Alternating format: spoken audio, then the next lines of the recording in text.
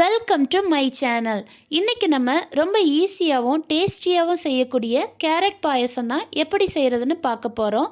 Carrot பாயசம் செய்ய நான் இன்றைக்கி முந்திரி, திராட்சை, நெய், 2 கேரட்டு, தேவையான சுகரும் எடுத்திருக்கேன்.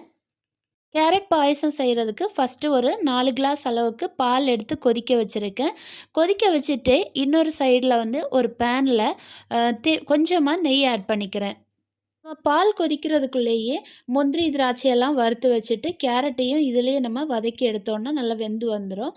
ஸோ ஃபஸ்ட்டு முந்திரி, திராட்சைய நெய்யில வறுத்து எடுத்து வச்சிரலாம்.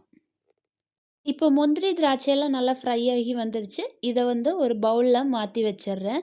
மாற்றி வச்சுட்டு சேம் அதே நெய்யில் தான் 2 கேரட்டையும் நான் ரவுண்ட் ரவுண்டாக கட் பண்ணியிருக்கேன். ஒரு சிலர் சீவியும் நெய்யில் வதக்கி எடுப்பாங்க. நான் ரவுண்டாக கட் பண்ணிவிட்டு இது நல்லா வெந்து வந்ததுக்கப்புறம் மிக்ஸி ஜாரில் போட்டு லைட்டாக அரைச்சிட்டு பாயசத்தில் ஊற்றுற மாதிரி பண்ணுவேன். இல்லை நீங்கள் சீவி நெய்யில் வறுத்தாலும் வறுத்துக்கலாம்.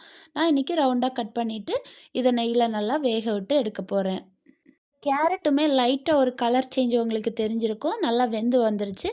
இதை இப்போ நம்ம எடுத்து ஒரு மிக்ஸி ஜாரில் சேர்த்துடலாம்.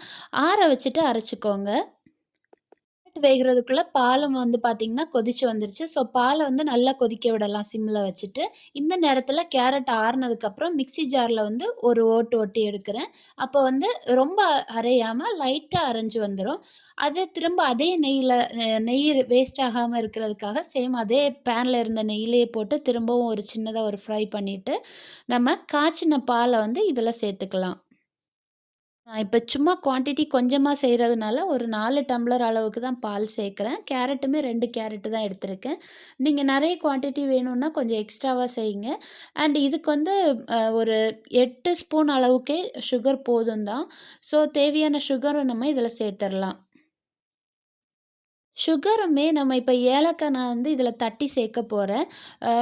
ஏலக்காவை பவுட்ரு பண்ணி நம்ம சுகருக்கு கூட வச்சு பவுட்ரு பண்ணி சேர்க்கும்போது நல்லா மிக்ஸ் ஆகி இன்னும் கொஞ்சம் வாசனையாக இருக்கும். நான் இன்றைக்கான ஏலக்காவை சும்மா லைட்டாக தள்ளி இதுக்கு கூட சேர்க்குறேன். ஏலக்காய் போட்டிருக்கேன். இதையும் நம்ம கேரட் இதெல்லாம் நல்லா இன்னும் மிக்ஸ் ஆகி வர்றதுக்காக இன்னும் கொஞ்சம் நேரம் ஒரு கொதிக்க விடலாம். ஸோ நல்லா கொதித்து வந்ததுக்கப்புறம் ஃப்ரை பண்ணி வச்சுருக்க முந்திரி, திராட்சையும் இதுக்கு கூடவே போட்டுட்டு இறக்கிடலாம். இப்போ பார்த்தாலே தெரியும் உங்களுக்கு நல்லா கொதித்து வந்துருச்சு. அவ்வளோதான், ஒரு டக்குன்னு குயிக்காக ஒரு 5 மினிட்ஸில் இது நம்ம செஞ்சிடலாம்.